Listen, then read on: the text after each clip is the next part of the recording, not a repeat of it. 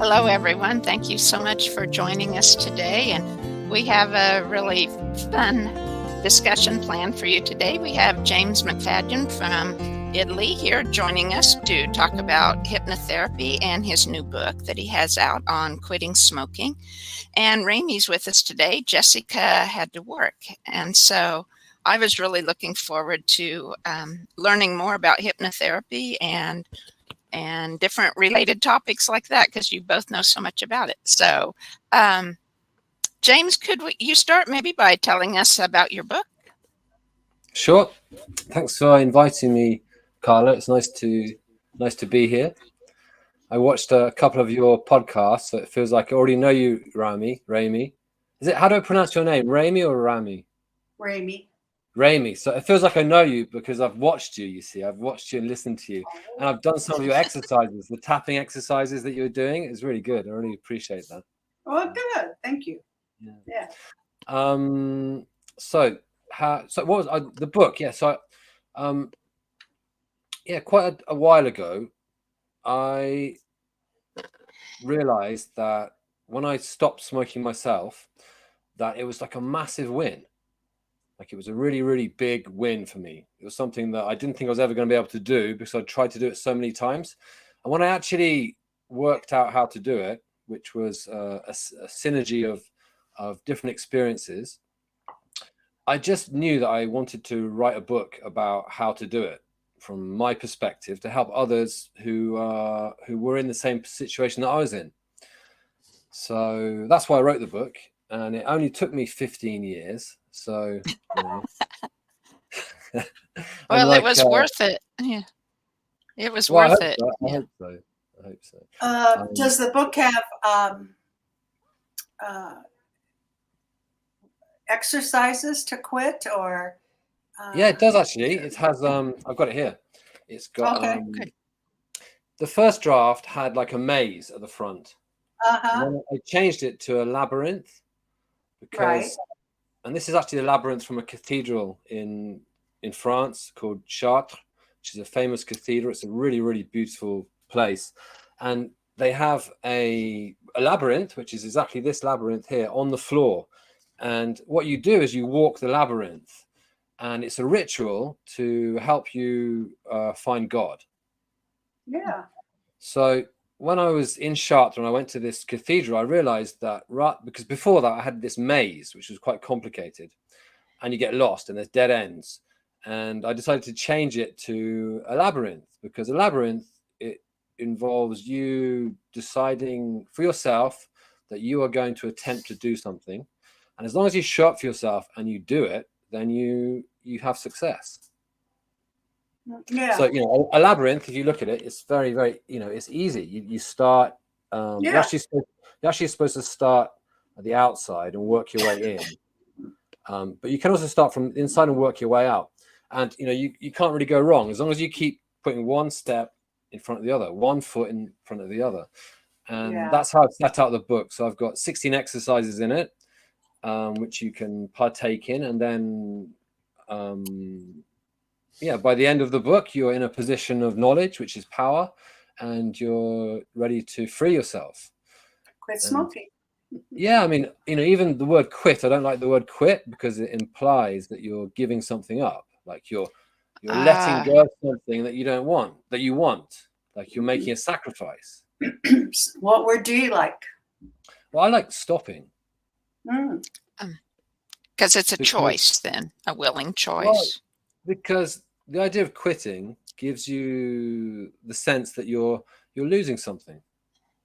Yeah, like I just felt that in my body, right? As you were saying that, I was kind of trying to repeat it in my body. And the word quit brings resistance inside, right?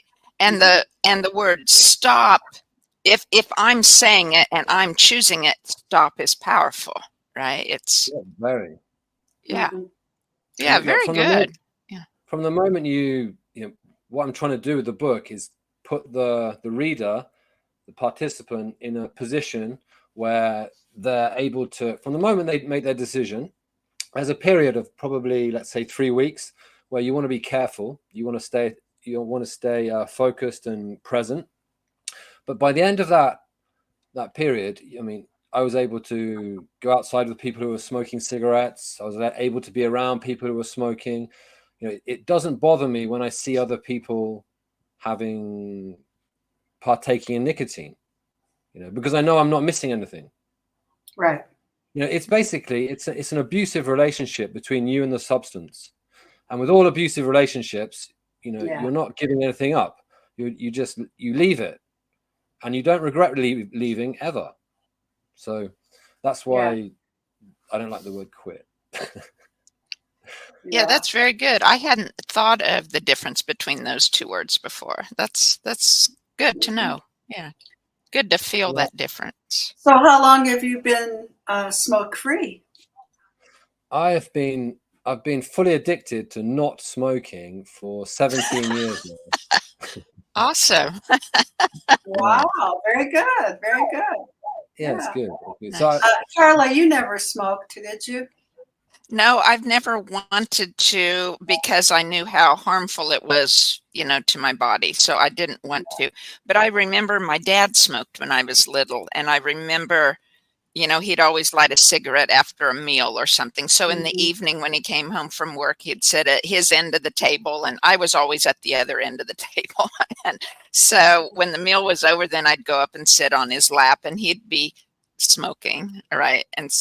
But it didn't cause me not to want to be on his lap, but that's one of my memories. And he quit cold turkey just because he got hiccups really badly from smoking, or that had developed. So in order to quit having the hiccups severely, then he quit smoking. So I have a funny story to tell about smoking. I took my mother back to former Yugoslavia to see her sister. And so we were leaving Yugoslavia. And so at the airport, I went to check on the tickets. And this lady is smoking behind the counter.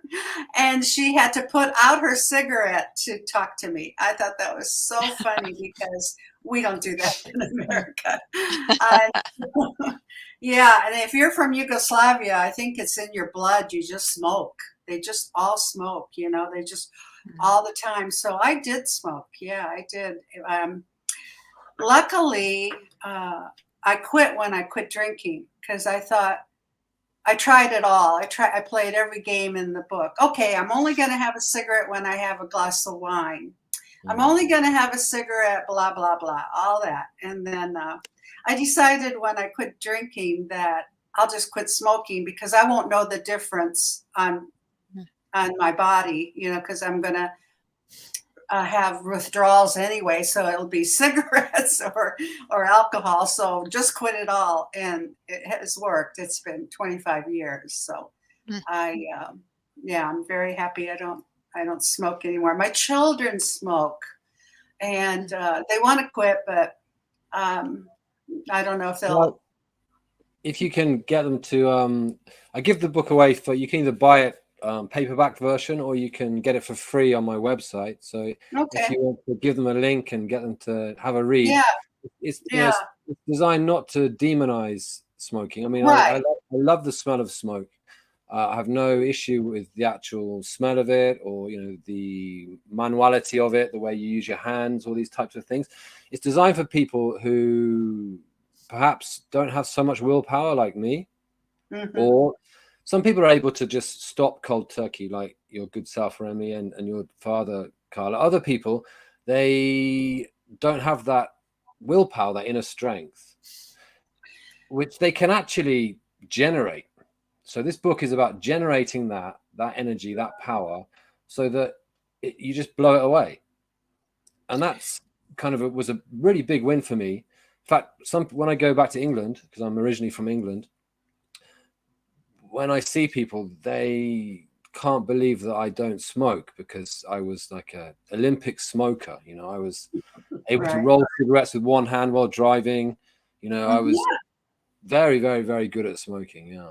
You know, I'd get hospitalized because of lung issues. So I had asthma as well. I was, you know, and I just would keep on going. I'd quit you know, it's like what's his name? Mark Twain is quoted as saying, you know, "Quitting smoking is easy. I've done it thousands of times." Right. Right. Yeah, it's yeah, I don't know why I quit. I mean, I know why I quit, but I mean, I don't know why it wasn't as hard as I thought it could be. I mean, you don't know how.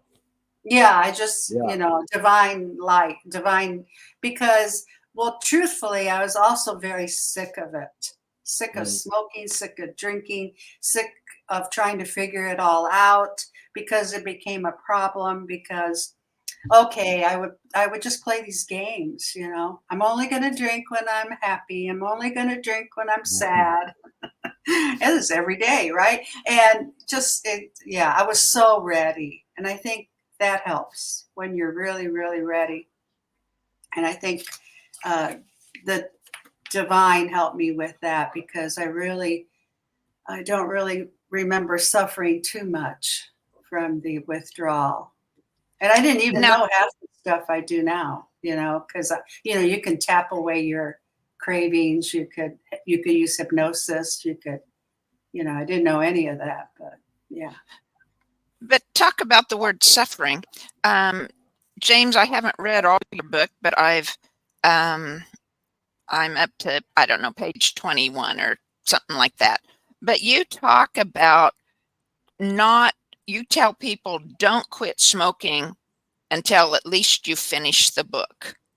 And you have a contract for people to sign not to quit smoking while they're doing the book. And you say it's about preventing the fear that comes with thinking of suffering from quitting. Right? Could you explain more?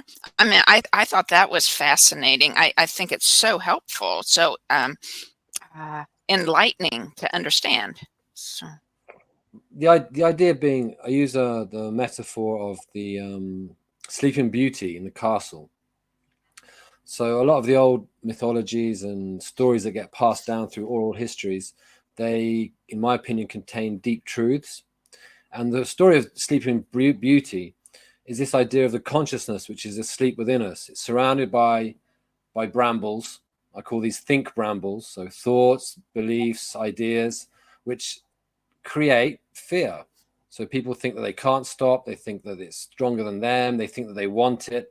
You know, one moment they think it's their savior. The next minute it's the perpetrator. You know, they have this relationship with the substance, but it's all happening at a subconscious level. So rather than just jumping in and saying, right, I'm going to quit now. I don't need this book anymore. I've done 21 pages. I've got it. I've got the power to do it. And then later on down the line, starting again, you know, I want people to stay relaxed. I want them to take a journey, understand what's happening just below their conscious mind, to get a deeper understanding of their relationship to their emotions, their needs, what happens within them, physiologically, psychologically, the mind control which has been involved in it, which we've all been exposed to the point where when you finish the book, you know, it's you know, you can make an informed consent. Right. Yeah, it gives you I would guess it gives you a leeway and permission to think about it a little bit differently. You don't have to quit smoking. You want to quit smoking. You don't have to suffer. It's a choice. But you know you probably will a little bit because withdrawals are withdrawals, right? But that's the thing, you know, if you could just be kind to yourself, just to be gentle because, you know, it's a habit that you have to break. It's I don't know if it's any different from any other habit we have. Well, because may I interject there for a second, Ramie? Sure. So, you know, I live in Italy, but I'm originally from the UK. And in the UK, we drive on the left, which is the you know, the opposite of most of the world. So I grew up, I learned how to drive on the left. I learned to get into the car on the right hand side of the car. No. Yeah, on the left hand side of the car, and the steering wheel's on the left. And, you know, every day I'll get into the car and the steering wheel's there in front of me. I drive on the left. No, it's on the right. The steering wheel is on the right. I get into the car, I drive the car, and I drive on the left. You know, I got into the habit of doing that. That's a habit. When I moved to France, I used to live in France, I had a problem. I would sometimes get in the car and drive on the left in France, where you drive on the right usually. And I'd come up against some traffic and, oh my God, what have I done? And I'd do that perhaps once or twice, and then I never did it again. Now, that's a habit that I broke just like that. I just stopped it straight away. And when I got in the car, I'd remind myself that, you know, I'm driving in France, we drive on the right. I'd say it a couple of times, and then the new habit would happen. Also had a habit when I was at university of going to sleep with the television on, until I realized that I wasn't sleeping so well. So I stopped that habit. I turned it off.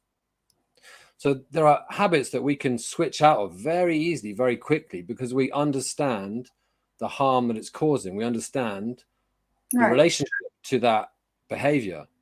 And then there are other things which are more likely to cause what we call addiction, or habitual nicotine use. I would call an addiction, where there's something we're not really aware of which is happening. So it has that ritualistic aspect of a habit, but it also has this physiological hook, which if you're not aware of it, you can get stuck in this cycle, which, you know, I call the 3-step shuffle. It's the dance. It's like one step forward that you're really aware of when you're smoking the cigarette or vaping or chewing the gum. You're aware, you experience what you think of as pleasure. And then over the next 45 minutes to an hour, there's a withdrawal of the nicotine, which is creating a craving, which is a barely conscious discomfort that you feel, which you're not really aware of. And then you have a thought, oh, gum, vape, cigarette, whatever it is, it comes up. And then you take, you know, your nicotine, and you experience the relief from that discomfort you've been experiencing for the last 2 or 3 hours that you've been barely conscious of. So it's one step forward where you take the nicotine, and then 2 steps backwards when you're not really aware of what you're doing. So if you're under the illusion that you're going forwards with that one conscious step, but you're unaware of the 2 steps back that you're taking, where you're going through this very subtle withdrawal. So for me, at least, and the people that I've worked with, it's been really helpful to understand that there's to get into contact with your sensations that are happening in your body, to bring light to those 2 backward steps. Because then you realize, you know, that, yeah, you're right, it's just a habit. It's a habit with a caveat, which is also some physiological sensations. Right. Right before we got on, I have a friend who's an alcoholic, and she called me this morning. She doesn't have a vehicle. And I picked her up to go to work, and we had to stop at the store to get her a small little container of wine because she was shaking so much. And she drank it. And I said, "Are you better?" She said, "I'm better." I said, "What's going to happen in an hour?" Because I already know, right? And you know. She said, "Well, I brought a backup one." I go, "Yeah, okay, but it's 9:00 in the morning. You're going to be there all day. Did you bring 7 backups?" No. So, yeah, it's really hard because you get the pleasure when you get the craving, and then the backdrop is the other. You know, you're not thinking of what's going to happen, but you always crash. Yeah, the 2 steps backwards, right? It's the same. Yeah. It's the same process. It's the same. Thing. I mean, often you experience the example of being in an abusive relationship. Right. It's the same thing. It's the same process. You have, you know, it can be violent or psychological abuse. It doesn't matter what it is. Right. You experience discomfort, negative feelings, fear, pain, lots of things, and then both the abuser and the abused then realize what's happening, and they feel terrible, and then they make up, and that's relief. That's relief. That's the relief from guilt from the perpetrator, and the victim is filled with hope that they can build a better future, and then the cycle happens again. It's it's this three. The only way I know how to describe it is the 3-step shuffle. And it seemed, I used to be addicted to gambling as well before cigarettes. So, I've had my fair few addictions myself. And one thing that I really couldn't understand was I read somewhere that, you're not addicted to winning, you're addicted to losing. And I was like, I just couldn't get it in my head. I mean, I was young, so I had a lot to learn. But now, I see it so clearly. I mean, it used to be written on the machines. It still is when you go to a casino or somewhere. It's still written, the payout. So it literally says on these machines, it says 72% payout. That means that every dollar you put in, you're getting 72 cents back. That's in the long run. And that's by law. They have to follow that. So literally, it's telling you there that you're giving them, what's that, 28 cents every dollar that you put in. Right. And that creates a pain. Every time you put it in, you're losing. You're creating this pain. And then you put your dollar in and you win $100. Whoa, it's exciting. Whoa, relief from all that pain. I'm gonna, all these thoughts come. I'm getting my money back. I'm starting to feel better. You have this strong adrenaline rush. A lot of dopamine is released. And there you've got it. You've got that one step forward that you're really aware of. And then you start again. You keep doing one in. So it's that you can't have that relief without having that pain. Right. And an addict will perceive that relief as pleasure. In fact, we'll use it in our own nomenclature. We'll say, the pleasure of drinking, the pleasure of smoking. It's like, well, let's come to terms with that. What is that really? Is that really pleasure or is it relief? And when you start to create these terms, you can start to create a different mental posture, if you will, towards what's happening within you. And that's where, you start to link in with your sensations, your emotions, and you start to bring these 3 spheres together, the mental, the emotional, and the physical, and make a choice to, quit that abusive relationship, to get out of that abusive relationship, to stop using that substance, to whatever that cyclical negative behavior is. You can have some, you're empowered in a sense. You can choose to take on that battle. Yeah. There's a friend of mine who's an NLP master trainer. He has a whole philosophy using NLP for addictions. And I have not yet taken the course, but I'm just curious as to how he does it. Because do you have to do the course? Do you have to first become an addict? Well, I was, or I am. All right, you're okay. But if you're not, then we're going to start off doing a bit of methamphetamine. When you're fully hooked, come along and we'll teach you how to quit. Yeah, right. Something that came up for me, Ramie, when you were talking about your friend in the car.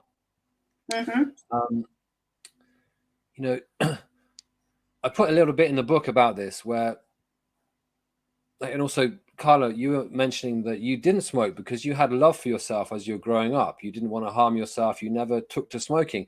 Well, the way I grew up was a little bit different. I was quite rebellious, quite self-destructive. I didn't have a lot of love for myself. So the idea of becoming addicted to something or doing harm to myself had an allure to it. And I think that's true for a lot of people. The idea of actually doing harm to yourself when you're not having a loving relationship with yourself is not something that's going to stop you from starting down roads which people are telling you are going to end badly. So there's different reasons why people take substances or don't take substances.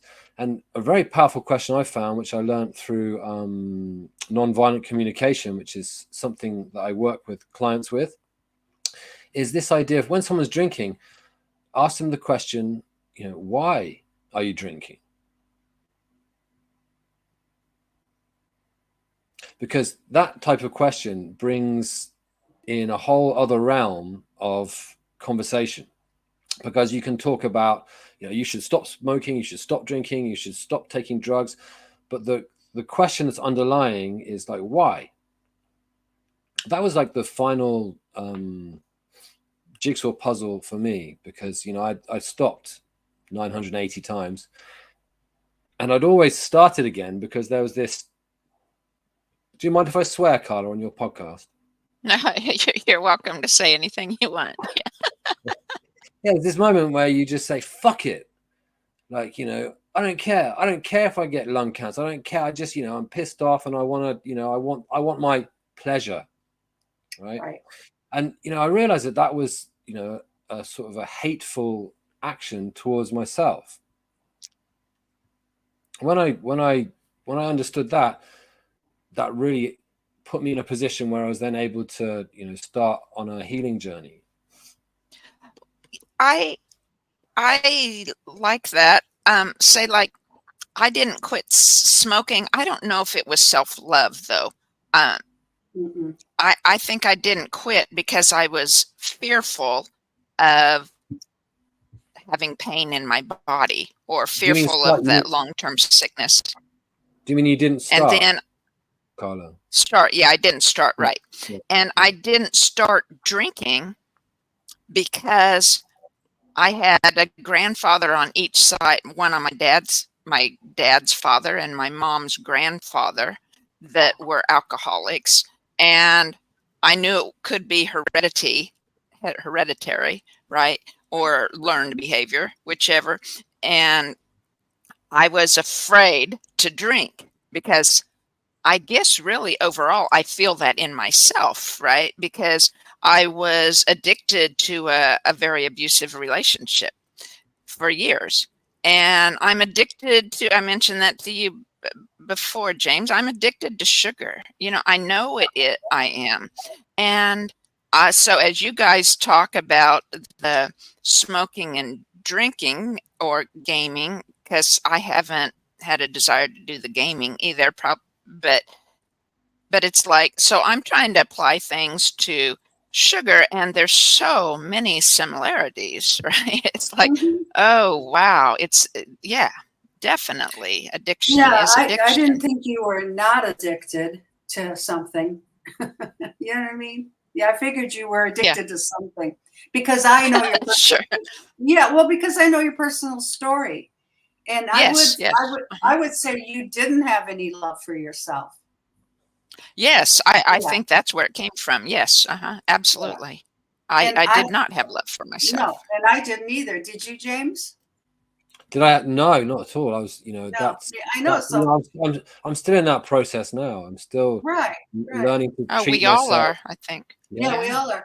And as I look at my children who are adults, you know, they're in their 40s and they're drinking, and it's clearly they don't love themselves. And, you know, I just, if I could counsel them, that would be great. My one daughter lets me, because it's by phone, because she lives far away. But the two that are close, that hardly ever. But, you know, I just use the energy healing. I just send everyone in my circle or the world love, because that's what I think will heal anything. It'll move mountains. And sending love to my children and people in my circle, they can't deny it, you know, because people love love, you know. It feels so good. I mean, don't send me love, you know, you're not going to get that from anyone. So that's how, you know, I do it. But I mean, that gives people courage and hope and all the good stuff. And then with a well-placed question, you know, through hypnosis, you have, you know, the direct suggestions and then indirect suggestions. You know, you suggest, you know, is there a reason why you're drinking? And they make, you know, and then you just leave it, and then you planted a seed. And at some point, you know, why am I drinking? You know, I feel terrible. It cost me a fortune. You know, this is like not a fun game. And you get to that point where you realize, okay, that's a really important question. You know, why, and why can't I stop? And then, you know, if that ignites the power that we each have within us, then there's no stopping the person from moving out of that cycle. And, you know, that's the beautiful thing. And that's why, you know, it's been hanging over me to write this book for such a long time, because, you know, I wanted to put that ladder down to others that are in a similar sort of situation. And the other thing that I wanted to mention quickly was the idea that sometimes we get, like, you know, life is so, I had a friend who used this phrase, what is it? Life is terribly marvelous. Right. You know, it's like horrific and amazing. Right. Right. And, you know, you have to balance these two things. So it can be very scary, very, very scary. And sometimes, you know, some of us have metaphysical experiences, and probably Carla can speak to this. I'd be really interested to hear what she has to say about it. But I remember as a kid having these experiences, which were just like, you know, they were not something that I could put words to. They were not senses in the sense of smell, taste, hearing, what we're missing, and touch. It was something metaphysical and terribly marvelous. And when you're occupied with something, then you don't have to pay attention to this thing that can be a source of fear.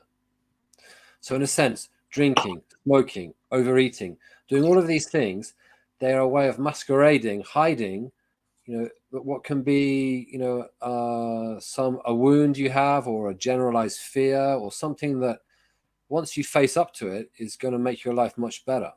So it's almost like the addictions can sometimes be like the wrapping on a present. Once you get rid of it, you start to unwrap it, and you find this gift.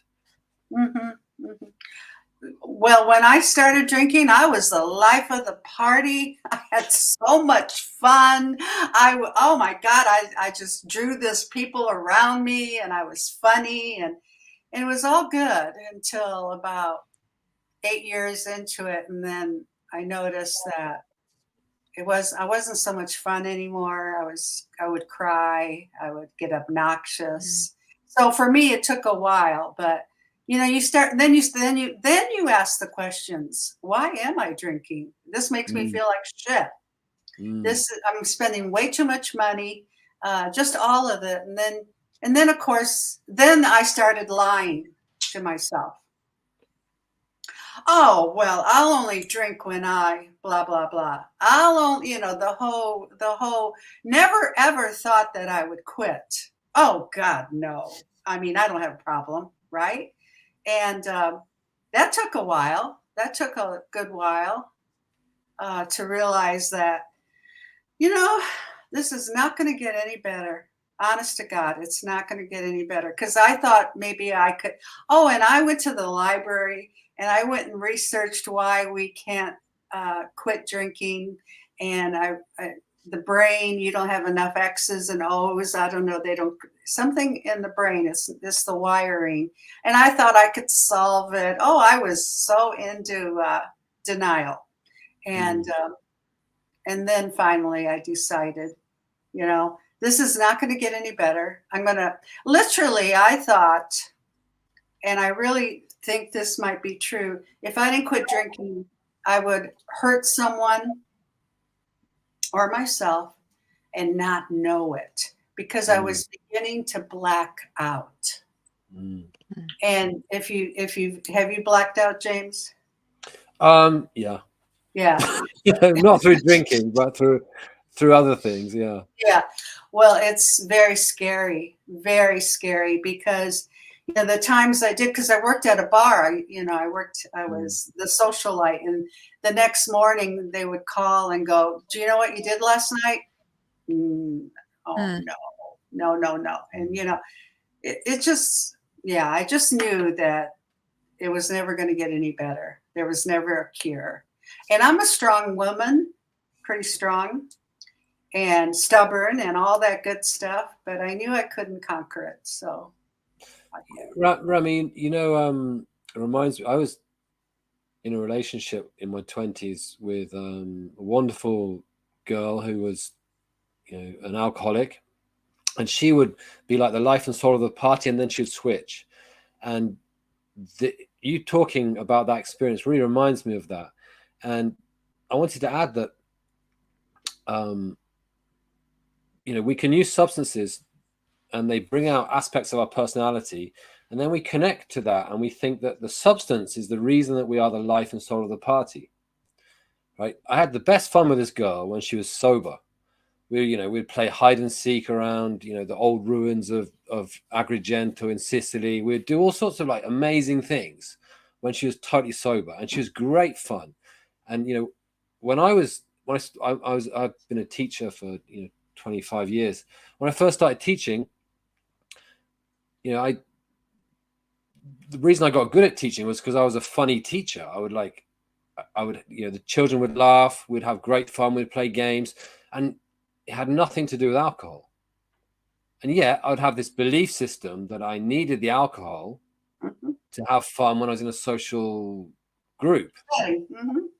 So, that's another example of, a way that we lie to ourselves, a belief system, which is on top of our consciousness, which is conditioning us to believe that we need these substances. Right. When in reality, you can be way funnier without alcohol. I am. Yeah, that's what I mean. I'm preaching to the choir here, but it's like this is the reality we live in. I mean, something that I've been really interested in the last 5 years is like emotions. What are emotions? Mm-hmm. And this idea of it's a the idea that in the East that it's a disturbance of the field.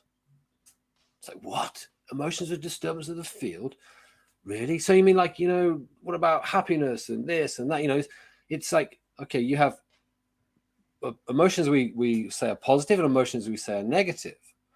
But in reality, you can go beyond those. When you're still within yourself, when you are feeling, what I describe a certain serenity, a connection with it within, this is deeper than emotions.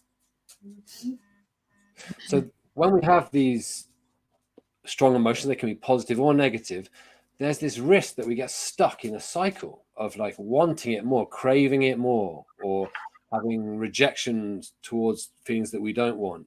And we, in a sense, we identify with those emotions, be they positive or negative, and that's where we get stuck in these traps. That's where we get mind controlled by bigger, more intelligent entities.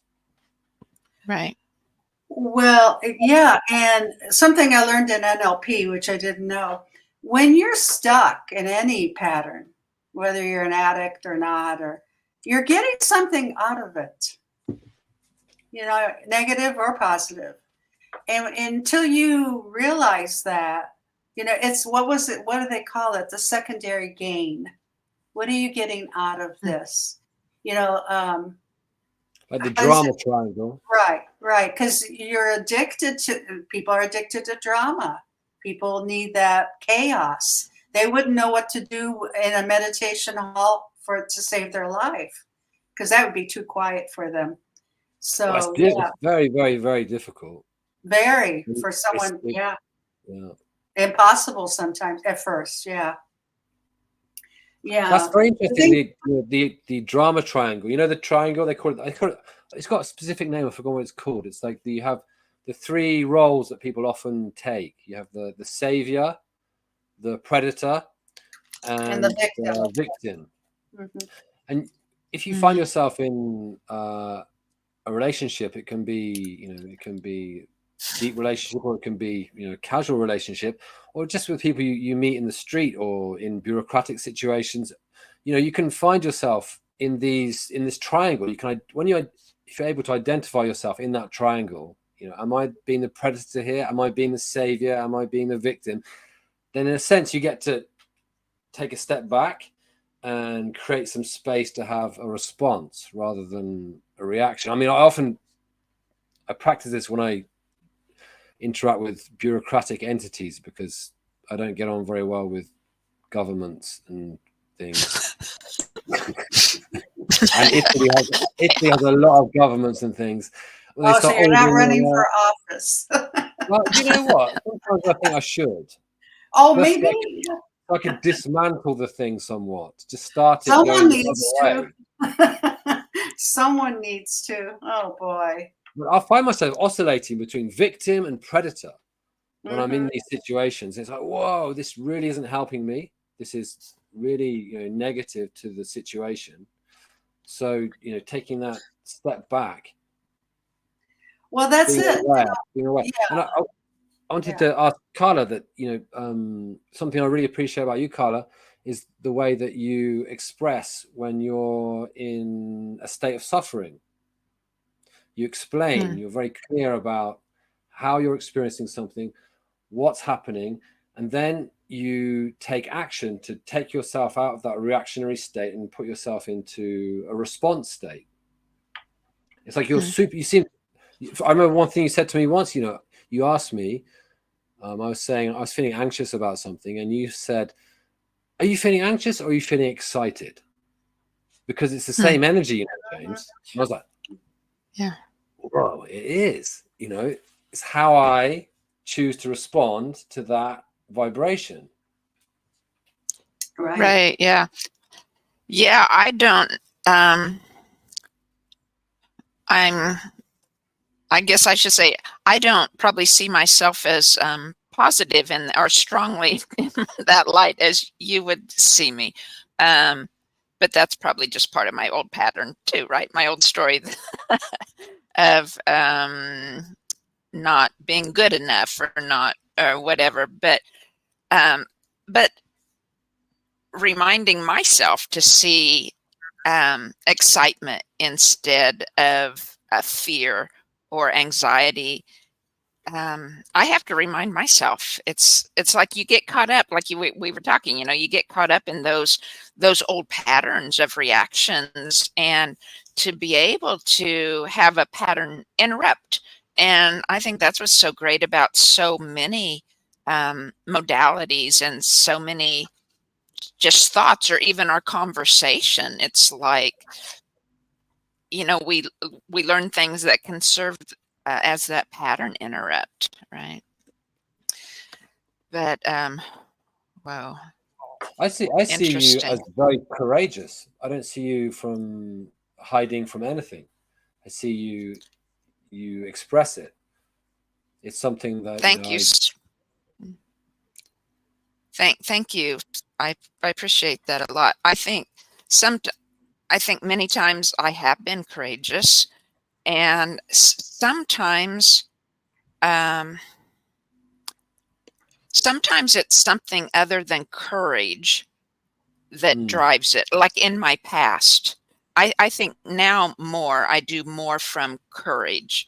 I think in my past it was more fear, or to prove myself, as say the unworthy story. Say like I was good in sports, but I didn't see myself as good. But say like my brother played tennis, and they didn't have a girls team. And so I thought, well, he does it, I can do it. So I don't know if that's probably not quite the same thing, but it wasn't courage. I think part of it was probably to see if I could do it as good as he was, or something. Rebel. Maybe. Yeah, that to me is a definition of courage. Okay, like, well, that's good. Having fear and doing it anyway. Doing it anyway. Yeah, that's it. And that's something that I really got from reading your book as well, is this indomitable courage of busting through. And that's something that has stayed with me from all the stories I've read. I've read and listened to many stories of people who have come out of deep suffering and come to enlightened states. And I don't see enlightened state as a final destination. It's like it's a continual spiral that's going up and up and up and up, and no one actually knows where it's going. We just know that it's either feeling better or it's feeling worse. And these addiction cycles are definitely ones which are going down. And if you're lucky enough and you have the courage, you can start to send them going back up. And like so many of these stories of enlightenment, these upward spiralings, your story was very inspiring to me, Carla. The courage that you presented and worked, the fears that you worked with and then presented in your book, you know, it's one of those stories for me. It's like it's inspiring. It gives me that. Thank you. Yeah. So Thank you so so much. that's why I say that I perceive you as not hiding from anything. From, if someone says, how are you doing today, you don't just say, oh yeah, I'm doing fine, but inside you're not doing fine. You say, actually, I'm not doing so well, and this is why, and this is what I think I can do about it. And you know, that for me is courage. Yeah. Well, I need to see myself more that way. I think maybe a turning point in the courage came after my marriage to a drug addict alcoholic, and it was abusive, but of course I was in it for several years, but it was like I found myself dying in that relationship, that my inner self, right? So by the time I got out, I didn't know who I was. Really, I didn't know what I liked. I was afraid to make any decisions because I didn't know what I wanted. I just didn't know. It's like I ceased to exist, right? Inside. And so, that continued a few years, I suppose, because then I went into another not so good relationship, or I should say another bad relationship. Didn't have alcohol and drugs involved, but it was a bad relationship anyway. And so by the time I had 2 kids, little kids, and it was like, I remember I had, my turning point came. They were little, and of course they needed lots of attention, but I had to have some space because I had all this stuff boiling up inside. And so I locked myself in the bathroom, and I knew my little boys were okay because they were pounding on the door, mommy, mommy, mommy. But it was like, I could sit there and cry, and it was like, okay, I have to change, right? I became desperate for the change, and it was like, okay, what's the one thing, the most effective thing I could do right now? Like, what I feel worse? What could I do now where I could focus on that and change? And mine was fear. Fear of what was coming, fear of what I did wrong and the repercussions from doing something wrong, or if I would hide what I did, then I was fear that they would find out down the road, and it would be worse than if it was when I ignored it. And so I said, okay, sitting on, the lid was closed on the toilet, and I was fully dressed, and I was just sitting there trying to work through these things while the little boys were pounding on the door. And it was, okay, from now on, I'm going to say whatever it is. I'm going to say my fear. If I'm afraid, I'm going to step into that then. And whatever comes has to be better than continuing to feel the fear. And yeah, well, I'm getting chills up my spine. You know, that's really, yeah. Yeah. Thank you, James. Thank you for sharing that. Yeah. Before we go here, because we try to keep it under an hour, but I was more curious because, James, you were the first one I ever did hypnosis with, and I remember I was scared about that. You see all these things on TV about, you know, what at least when I was growing up, you'd see all these things about, you know, people doing silly things when they're in their hypnosis, or things, or being, say, MK Ultra, you know, being coerced to do bad things. But it was like you had said, well, nothing can happen that I wasn't permitting to happen, or, you know, I wouldn't have any memories that I'm not allowing to happen. And so you walked me through things. And Ramie, I've had wonderful sessions with you too, to remember what it was, remember truth, right? And wisdom from before I came to earth, and what we all have within us, right? And it's, how many different forms of hypnosis are there, or how many different? I've also been aware of. I watched Mind Valley uh, thing one time before, and a woman from the UK, I believe, was in there. Marissa Pierce, I think maybe was her name, and she does a rapid form of hypnosis or something. So, just your both your thoughts on different types of hypnosis. Maybe someone that listens might be interested in that as well. Do you want to go first, Ramie, or shall I? I'll go. Sure. To me, hypnosis is one-pointed concentration, focus. And you can use it any way you want. And that's why when you're a hypnotist, you can create your own brand like Marissa Peer did. Rapid transit.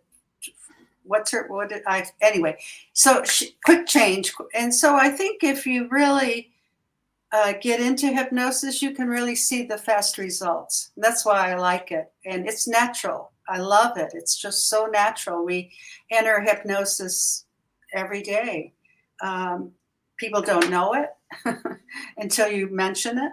And then I love everything about it because it is quicker than therapy. You could spend all this time talking, and it's good to talk, but I like action. I like to reframe. I like to go back and talk to the subconscious mind, because honestly, nothing changes until you change that program.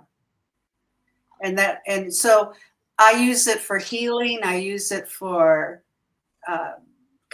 whatever is needed at the moment. And like yesterday, I had a client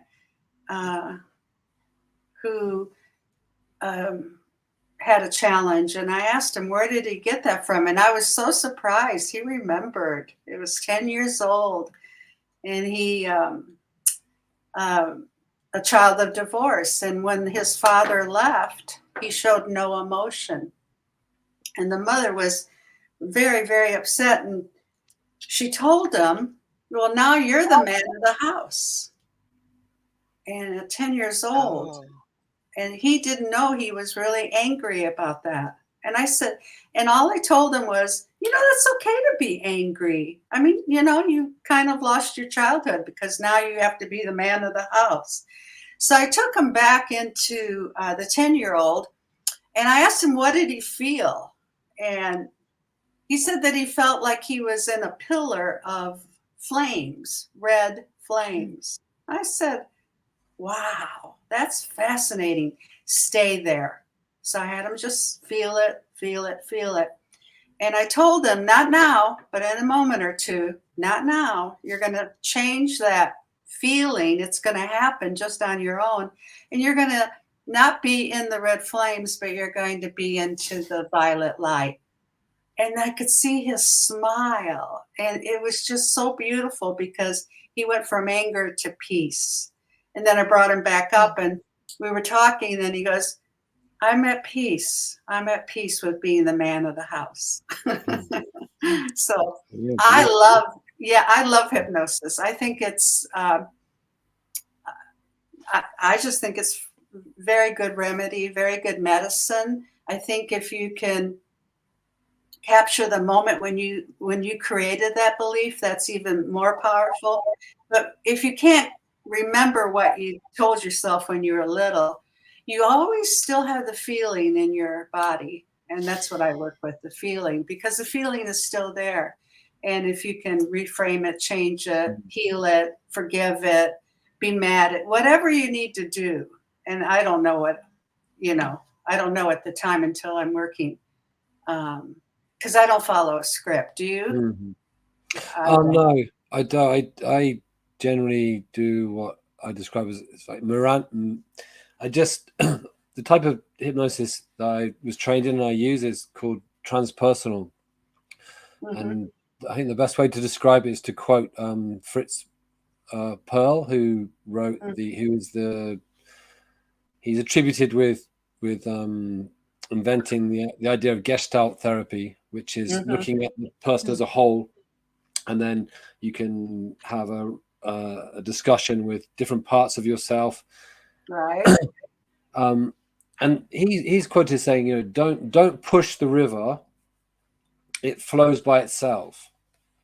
And I think that really sums up the experience that I've had with hypnosis myself as a participant, and also as a hypnotist. This idea that the client, the participant, knows where they want to go, and you're creating, as you said, Ramie, that single focus. You're helping them to stay in that relaxed state of introspection, where they can travel within their psyche and come to wherever they need to go. Right. I think, you know, and I tell them personally, all hypnosis is self-hypnosis. I'm just guiding you. You are willing to participate, and I believe that I make it safe. I believe you do too. Otherwise, we wouldn't be in business. No one's going to stick around if you are uptight, or if you even wonder what I'm about, or worried that I'm going to use trickery or mind control. It's not going to work. You have to be totally open and honest, and you have to allow. And allowing means that it's safe. I will guide you. I don't know where it's going to take us, but you know, it's safe. It's good. It's good. It's good to be mindful of what you created, basically, to keep yourself safe. Because when we're little, especially all of us, we don't know. No one tells us what to say or do. My parents never said, you know, you're an immigrant and you blah, blah. No, they didn't even know, because they were battling their own demons. And so we create these programs to keep us safe. And unfortunately, after so many years, it doesn't work anymore. And this is what I tell people when I'm introducing hypnosis in a discussion or speech or a gathering, is we change everything. We change our programming, we change our oil, we change our diet, we change it. But we haven't really, until lately, start to realize that we have to change our mind, you know, because we're fixated on that. And, you know, if you keep doing the same old thing and nothing changes, then it's not it's the program, you know, and and that's it. We have the ability to change. That is so beautiful. I think it's brave, it's honest, it's vulnerable, but it's possible. And who doesn't like a hope, right? Because you don't have to stay the same. You can get help. That's a strong belief that sometimes needs to be challenged, that one of not being able to change. So something that's really worked well for me is this. I'm very skeptical, but I'm also open-minded. So I want to test things. I want to try things. I want to see what happens. And, you know, that's how I got involved in hypnosis, was through experiencing it for myself. I was a volunteer and, you know, had some really amazing results. So I ended up training to do it and to help others to, you know, answer the questions that they have. One of the most powerful sessions I had was, I went in with a question. My intention was, you know, what is forgiveness? Because I, you know, was having lots of negative thoughts, which were making my life less than wonderful. And, you know, they were intrusive. I couldn't like overcome them, and they were going on for years. So instead of just, you know, I just took a step back, I observed, and I just said to, you know, what is forgiveness? Because, you know, as much as I try, I can't. You know, I don't want to I don't believe in forcing these things. So I asked the question, and I had this amazing experience of, you know, beyond words, of visions and feelings and emotions.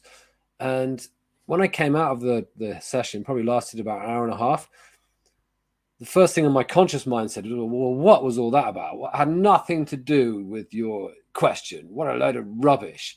And then just as this was happening, I was like, whoa, I'd like literally experienced forgiveness versus non-forgiveness. I experienced it. Yeah. And I was like, oh my God, it's like, it just was so fundamental and changing, because it's literally like, which sandwich do you want? You want this one full of like dog excrement, or you want this one full of like mozzarella and salad? Which sandwich do you want, James? Which one do you want? You know, suddenly, you know, the question of can I forgive someone became just a, you know, a non-starter. It was like, you know, which sandwich do you want? Well, I want that one, please. Forgiveness is in a sense a selfish action, an action of self-love. Mm-hmm. Yes, I was going to say that's how I saw it. Like after my 2 bad marriages, it was like I knew I needed to forgive him, but I didn't even, I guess, hold the thought that I'm forgiving them for what they did to me. It was like I'm forgiving them, or my whole thesis in working through the months it took of forgiveness was so I can heal. Because if that unforgiveness stayed in me, then I can't heal from it. And I wanted so desperately to heal from those wounds that I had to forgive. Right. So, Yeah. Everyone's wounded. Yeah. It's like, what's that? You know, the story attributed to the Buddha of there's a very angry guy who comes in from another ashram and is shouting at the Buddha because all the followers are going with the Buddha. And he says, allegedly, he says, thank you for your gift, but I'm okay today. I don't want it. And he's referring to the anger, you know, this anger that's being projected. And, you know, you're supposed to react to anger. You're supposed to react. Here's this anger in your face. You now get defensive and react and bring your own anger up. And then there's this anger entity, right? And, you know, the Buddha's saying, thank you for your gift, but I don't want it. It's the same as non-forgiveness. Like non-forgiveness is the idea, you know, it's your poison. You're taking this poison yourself. Right. Doing this poison to yourself. So when you decide that you know, like you just explained, Carla, you don't want that poison anymore. I need this poison out of my life. How do I do this? From a very, you know, selfish perspective. It's like, how do I do it? How do I energetically do that? You know, and that's been your trajectory from then on. Right. Yeah. Very good. Well, I guess we've gone to the hour here. It's been a delightful conversation. I've enjoyed every minute, and but we'll end here. We went over an hour. Yes, but that's good. That's good. I'm going to put a little banner up here just so people could remember to please like and subscribe the channel. James had said he had trouble finding it on YouTube, so if everyone who watches would please like and subscribe, maybe we'll get noticed when someone else tries to search. So thank you both for being here. Thank you all for watching, and we'll see you next week. Bye-bye. Thank you.